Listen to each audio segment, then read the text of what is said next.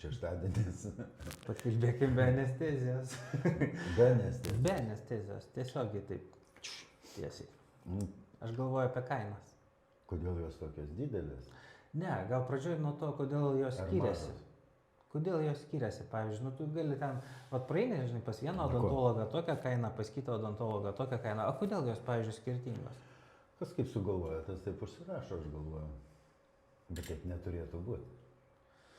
Ne, nu irgi yra teisybė, bet tai gal, aš galvoju, gal yra kažkoks tai pagristumas tame, sakykime, kad pas vieną kainą yra labai didelė, o pas kitą yra ten, sakykime, mažesnė. Pagristumas turėtų būti, tas turėtų ten priklausyti nuo gydytojo patirties, nuo išsilavinimo, nuo to, kiek jisai baigęs ten visokių mokslų, ar jisai yra ten koks mokslų daktaras, ar dar kažkokiu tai papildomų, vienu žodžiu, pliusų kažkokiu tai turėtų turėti. Tai tas galėtų duoti, aišku, tas priklauso nuo lokalizacijos, kurioje vietoje yra gydymo įstaiga, kokiam mieste. Vilniuje bus visada brangiau, sakykime, Kaune pigiau, Klaipėdoje dar pigiau, sakykime, Skuode arba Didžiasalį galima praktiškai jau ir... Už dyką.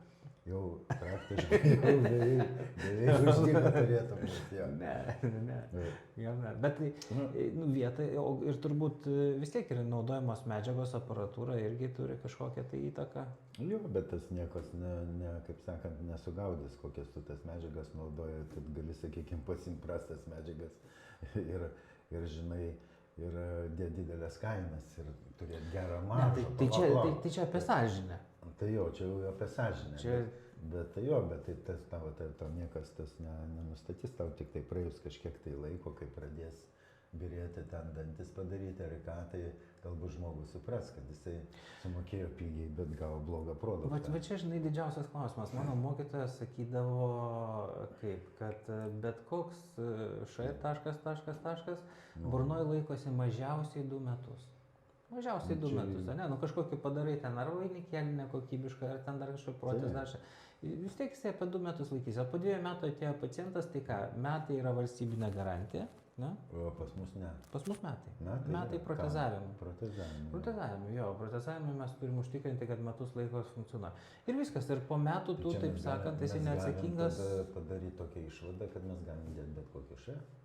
Iš principo, turbūt, jeigu taip sakant, sąžinės būtų mažiau, tai tokia būtų išvada. Bet tai vat, tas ir yra klausimas, į kokius kokybės tų standartus orientuojasi. Jeigu pasižiūrėsi, pavyzdžiui, Šveicarijos gydytojų odontologų asociacija ir ten yra labai aiškiai įvardintos kokybės kategorijos ir siektinos kokybės kategorijos yra ten tos 2 aukščiausios ir pagal jas principe bet ką tu padarei, pacientui turi burnoje laikytis 8 metus. Reiškia tiek ta plomba, tiek implantas, tiek dar štai, nes tu per tą laiką esi už tą dalyką atsakingas. Tai jeigu jie tiek įvertintų savo darbą kaip mes, tai jie tada bankrutuotų. Jie bankrutuotų momentaliai. Tai todėl tas turi, aišku, 2 pusės. Iš vienos pusės Šveicarijoje viskas labai brangu, bet iš kitos pusės tas brangumas turi tam tikrą pagrįstumą, nes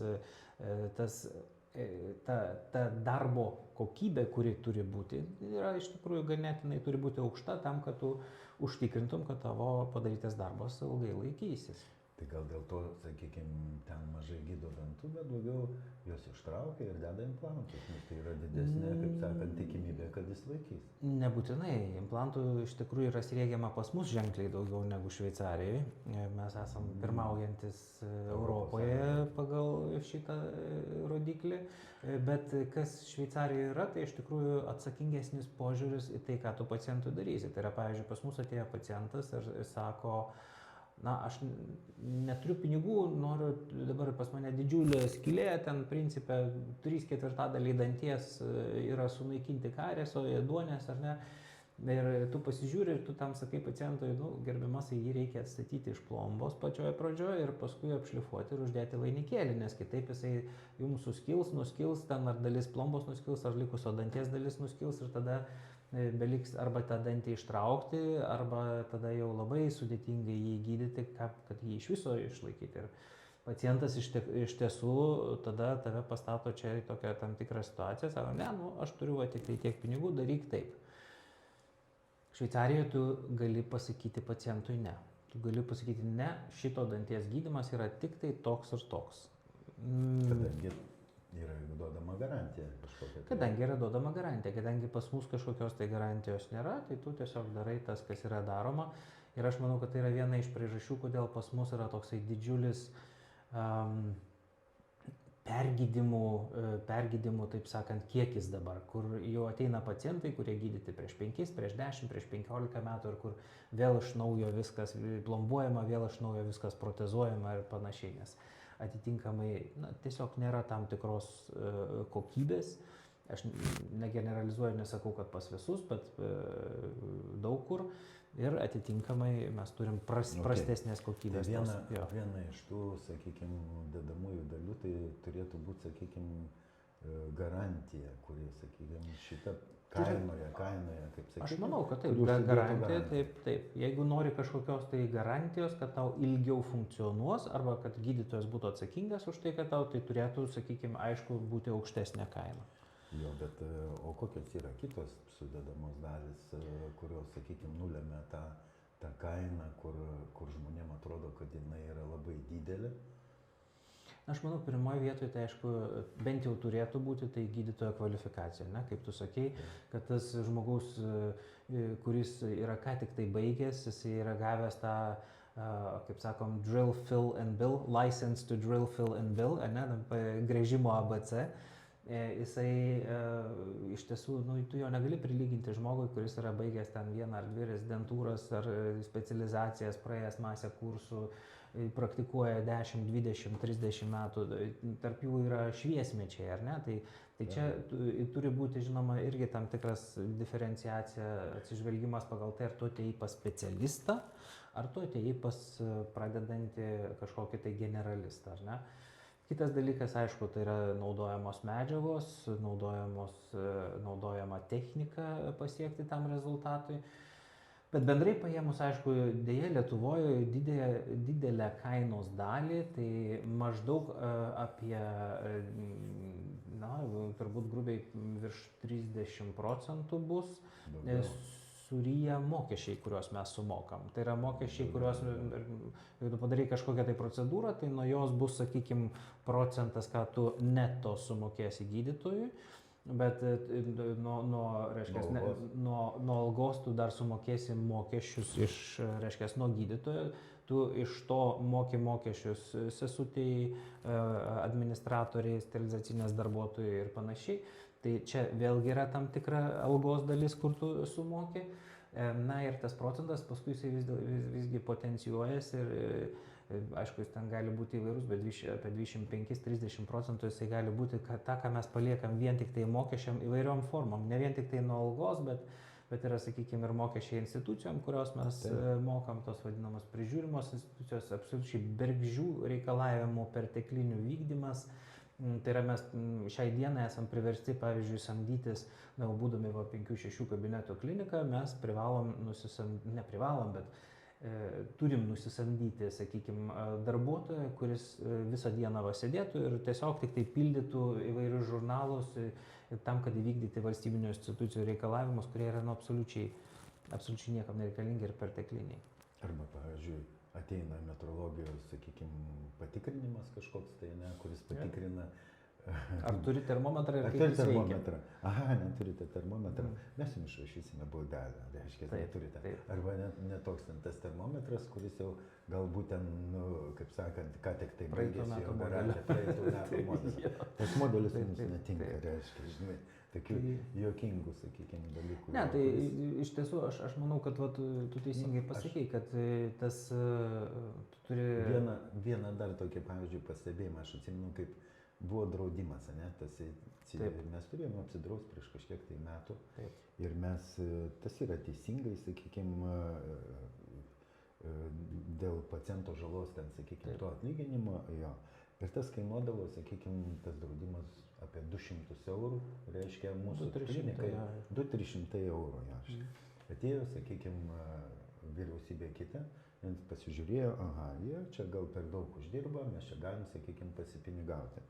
Ta prasme, jie dabar padarė, sakykime, 0,1-0,2 procento nuo pajamų. Taip. Tai 0,2 procentai nuo pajamų, tai yra ryškiai, sakykime, didesnis įkainis, sakykime, Taip, kuris, žinoma.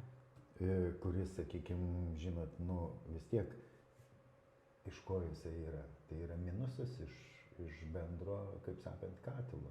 Jie tokiu būdu, sakykime, jie padidino kainą plombos ar sumažino. Tai žinoma, kad padidino. Institucijos gavo ten savo tą dalį, Sodra ten, sakykime, gavo, ten mokesčių inspekcija, sakykime, gavo, bet mūsų dalis tai sumažėjo. Ir mūsų dalis yra praktiškai palikusi nuo 8 iki 10 procentų jo šitos. Taip kad jeigu sumoka pacientas 100 eurų, ne, kas jam atrodo tikrai yra daug už plombą, reikia pagalvoti, kad šitai klinikai liko 8, sakykime, eurai nuo to, jeigu dar liko iš tikrųjų, priklausomai nuo to, per kiek laiko buvo atlikta, sakykime, procedūra. Jo, tai va, taip, kad mūsų kainos tikrai nėra didelės, palyginus nėra didelės, jos yra labai daug nulemtos tų mokesčių, kuriuos mes esame apkrauti kaip kokie fabrikai, kaip įmonės kažkokios, tai sakykime šitą. Ir, žodžiu, kaip tu sakai, dėl to, kad mes nesam laisvoji profesija, žinai, kur mes galim kažkaip tai reguliuoti tos dalykus kitokiu būdu. Na taip, principą, jeigu tu būtum dabar, jeigu mes būtumėm laisvoje profesijoje, ar ne, mes galėtumėm sutarti, kad tie patys odontologų rūmai sudarytų pagrįstą, protingą kainų katalogą, ne tą, ką mes dabar turim, sakykime. Aš sakyčiau, kaip yra, sakykime, pavyzdžiui, ADA kodai, ne? American Dental Association. Viskas yra išvardinta ten, ne? Ir viskas. Ir ten yra, kaip sakant, ir jis turėtų būti kaip pagrindinis šitas. Ir jis turėtų būti pririštas prie ligonių kasų, sakykime, kainyno. Visas tos prie ligonių kasų kainyno. Tai būtų tas žemiausias, sakykime, laiptas, ne? Nuo kurio, kaip sakant, jeigu tu nori, pavyzdžiui, įvesti kažkokią, tu darai kitą procedūrą ar ką, ir tu nori įvesti į kainyną, tu turėtum suderinti, sakykime, su odontologų rūmais, kad aš noriu įvesti tą kainyną, čia yra toks, sakykime, šitą pagrįstas dalykas, ir jisai įtrauktų tau šitą kainą į šitą kainyną. Aš turbūt, taip, tai labai teisinga, aš tik tiek, kad prie ligonių kasų turbūt nenorėčiau tokio dalyko ryžti, o tai turėtų būti atskiras katalogas nuo ligonių kasų. Pasakysiu ir kodėl, todėl kad tie, kurie dirba su ligonių kasom, jie gauna atitinkamas asignacijas, jų yra absoliučiai kitokia mokestinė struktūra ir panašiai. Tai todėl, sakykime, jeigu mes šnekam apie kažkokius tai įkainius, kurie yra tai galimai laisvoji profesijoje dirbantiem odontologam, tai jie vis dėlto turėtų atspindėti jų sąnaudas, kurias jie turi ir išlaidas, o jos yra visiškai kitokios negu tų, kurie dirba su ligonių kasom. Bet taip, kad katalogas, kuriame būtų pozicijos, kurios įvardintų, sakykime, išvardintos visos pozicijos, kad nebūtų vienas plombos dėjimas iš kairės, plombos dėjimas iš dešinės, o šiandien šviečiant mėnuliui. Ir ten, žinai, kaip juokingai, maža plomba, didelė plomba, labai didelė plomba, žinai. Tai įvardink. O kaip ten padaryti ten gramais, ką jie sveria, aš nesuprantu, kaip jie ten daro, pavyzdžiui. Žinoma, tai tu gali aprašyti, sakykime, paviršiais, kas būtų teisinga. Vieno paviršiaus plomba, 2 paviršių plomba, 3 paviršių plomba. Tai va, tai tada kažkoks tai šitas. Tai iš tiesų, ką?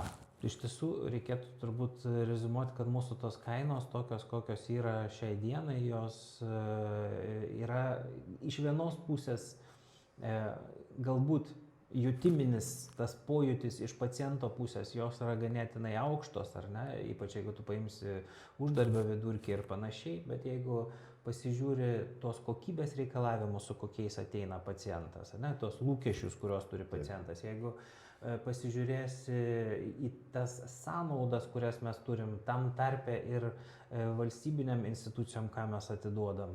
Ir galų galia tai, kas paskui mums kaip verslui lieka, ar ne, tai yra, kad mes uždirbam ženkliai mažiau negu 10%, tą vadinamą maržą, kad kiti verslai su tokiom maržom, jie net nevystytų to verslo ir tenai nedarytų kažko tai.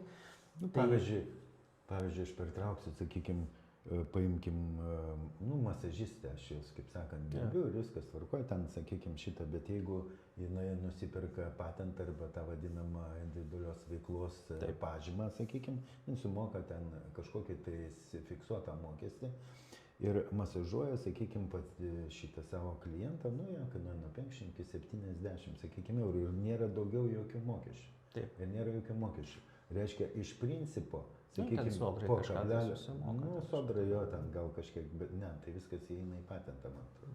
Nežinau bendrai ten kaip yra, bet tikrai ten yra maži mokesčiai. Ir sakykime, iš principo, jin uždirba už odontologą daugiau, nekalbant už kosmetologą, kuris, sakykime, yra ten šiek tiek jau pažengęs, ne tas ten koksai šitas, bet pažengęs. Tai o dar tie, kurie nelegaliai botoksą leidžia. Ten tas lūpas yra, žinai. Bet girdėjau, Vokietijai dabar leido odontologam leisti botoksą, tai pas mus turbūt irgi galbūt leis, tai dabar aš taip sakant, praturtėsim visi. Gerai, tvarkoju, pašnekėsim gal kokią kitą temą, kitą šeštadienį. Reiktų pagalvoti, kas įdomu. Kas yra aktualu iš tikrųjų. Nežinau, kas viskas. Ne politika. Ne, politika yra, kaip sakant, negeras dalykas, bet ypač dabar. Bet teks. Bet teks ir apie ją. Be anestezijos. Taip.